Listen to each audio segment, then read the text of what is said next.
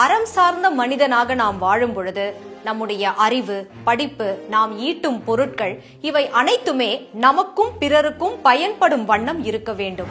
ஆனால் நாம் ஈட்டும் பொருட்களை பிறரிடம் அறியும்படி கூறி அதை பற்றி பெருமை பேசுகிறோம். இந்த பெருமை பேசுதல் எத்தகைய பாதிப்பை நமக்கு உண்டாக்கும் என்பதை பின்னாளிலே நாம் உணர்வோம். நாம் கற்ற கல்வி செருக்காக மாறாமல் பிறருக்கு பயன்படும் வண்ணம் இருக்க வேண்டும்.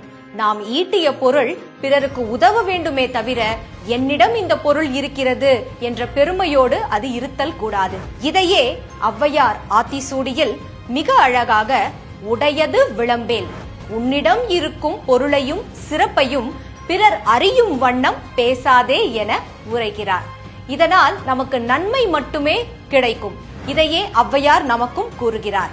அதனால் நம்மிடம் உள்ள நற்குணங்களை, நம்மிடம் உள்ள பொருட்களை நாம் பிறர் அறியும் வண்ணம் பேசுதலை தவிர்த்தல் நமக்கு நல்லது.